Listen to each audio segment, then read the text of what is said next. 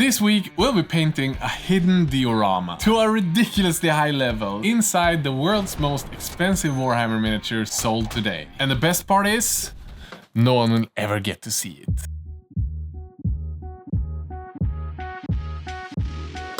As you guys know, we've been trading our way from the cheapest miniature in my collection, a Night Goblin, to the most expensive one sold today, a Warlord Titan! And then we got another one. And we've made an epic plan to build these up, paint them up, and then auction them away for charity. To make sure that people who need help right now get some more of it, while we at the same time get to have a lot of fun with these.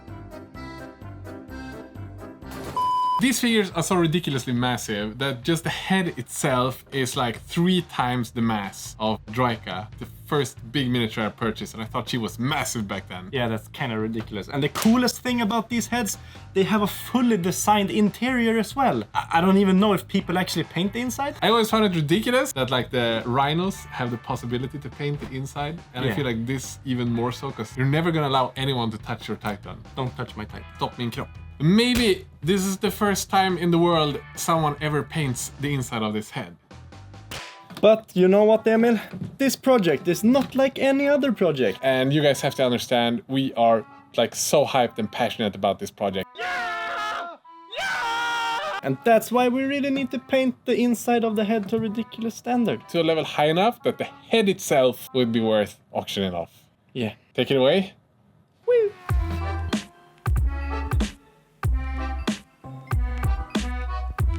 With Forge World Resin and with the metal minis, we start off by always priming the miniatures. And we've fallen in love with the Vallejo primer because it's so easy to use, it covers really well, sticks to the mini, and is easy to paint on top of. But as Forge World Resin is quite terrible and has a tendency to leak, we also varnish the miniature in one step. We then spray it with a regular black paint through the airbrush and then end up with a second layer of varnish. This last step is mostly just for safety, but it's been working out really well for us.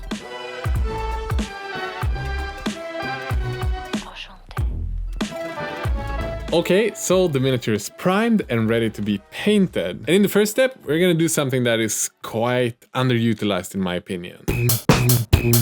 And that is sponge stippling. We've done that quite a lot on bigger builds like dioramas and the meta diorama, especially in the Gene Stealer Cults build. We're just gonna tear off a piece of this sponge and dip it in paint and start stippling.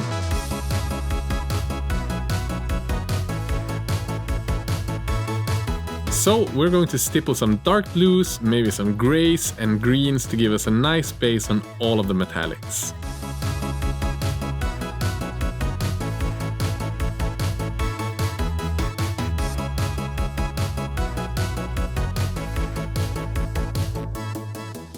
Our plan with the exterior of the Warlord Titan is to have it sort of clean because it's a well taken care of loyalist Titan that gets cleaned every day. However, the guys handling the ship on the inside, they're such a messy because they have so much focus on the actual battles, they don't really have the time to clean the interior. Your mother doesn't work here. Resulting in a lot of rust and grime and shit.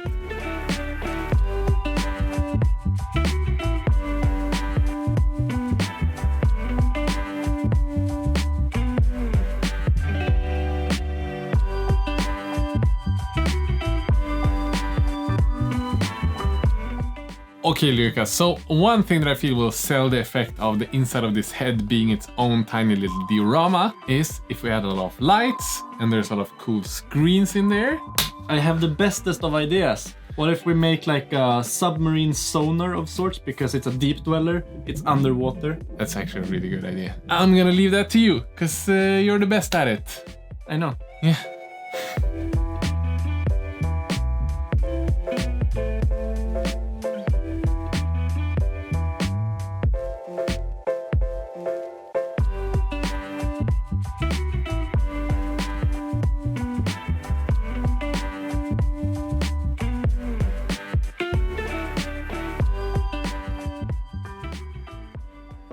Have you guys seen these miniatures, by the way? They are from this week's sponsor, Witch Song Miniatures. And the cool thing is, these bad boys, they have their own line of big baddies for home 3D printing. And the cool thing is, it only costs $1 per month. And with that $1, you get access to their monthly tribes. Today, we'll get you the Crystal Heart Spider, Ascendant Great Wolf, Moonlight Seraph, and a bunch of others. And people backing the tribe at $3, well, you will get additional seasonal rewards and bonus rewards throughout the year. Plus, busts, illustrated stat sheets, and that's just to mention a few of the things. I'm also happy to tell you that you can use the code SquidmarWS as a promo code and get 90% off their entire store for a very limited time. I feel like there is no reason not to try them out, especially since the Faceless King is completely free. You don't even have to sign up or anything. You can just download it if you follow the link down below. So to sum things up, for $1 freaking right now, Squidmar viewers get 5 freaking miniatures. And on top of that, every new month you get another one. You should have signed up already.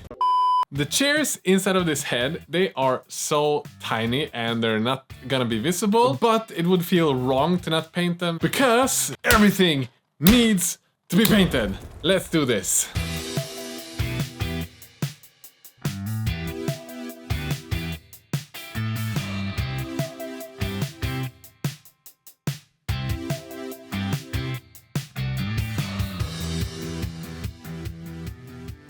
The worst part about this whole scene is, quite frankly, the miniatures. They sort of look like they've been hand sculpted and then forgotten and then dropped into acid. But I'm still gonna paint them up as well as I can and try to make them look as awesome as possible, because every single detail of this diorama is gonna be 10 out of 10, 100 out of 100, perfect, top notch, whatever you say. But it's quite clear that they're not made with the same love as all the other guys, and I'm assuming that they might have originally been made for a previous kit, because this doesn't really stack up with Games Workshop releases from like 2015 and forward. So something shady is going on here.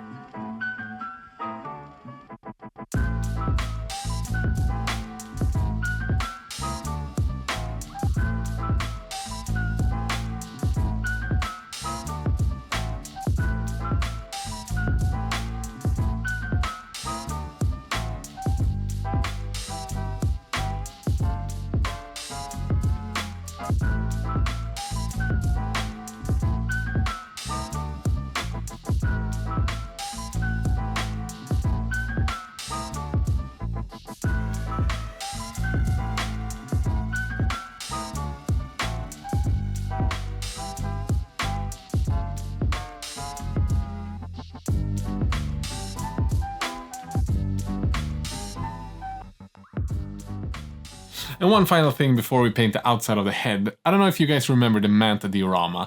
There was this one seagull that was the main reason that the Manta crashed. The freaking seagull Stefan, sitting up there all smug and shit. Well, it turns out the guys that drives this Titan are massive fans of Stefan the Seagull. So I'm gonna make a tiny Stefan the Seagull poster in Photoshop.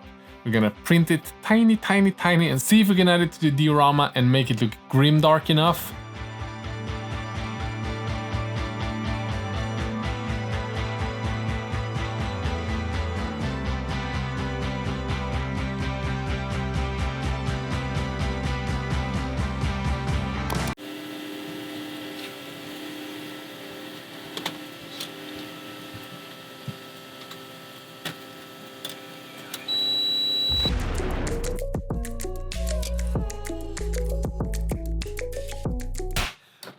Who's the Squidmar now? I took the big boy chair. The chapter Nisaus, Ni Hao, the Deep Dweller. They have a quite turquoise and grey kind of look. It sort of reminds us of the Tau army we painted about 2 years ago and gave away to a complete stranger. And that one looked really good and we're really happy about it. So we're gonna use that as a starting point, but you guys are gonna see that in another video going into more details. Now we'll just start painting it.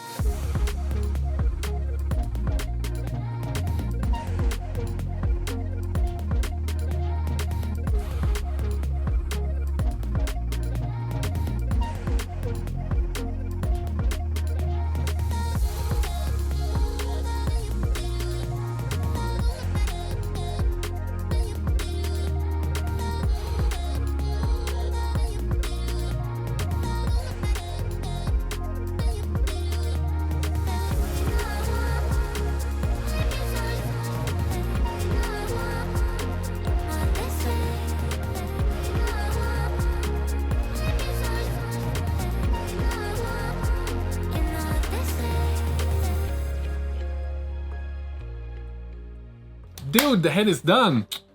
Is it time for a grand reveal?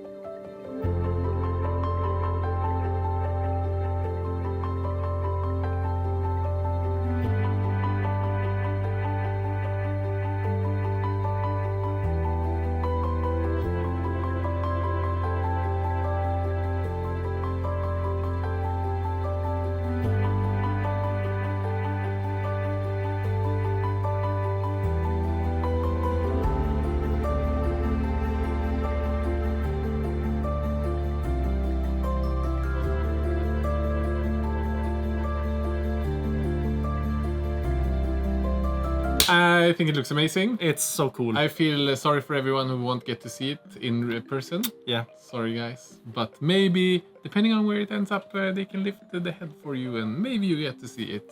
Thank you, sponsor. And also a massive thanks to all the amazing patrons. Especially this guy here. He did a good job. Oh yeah. Thank you.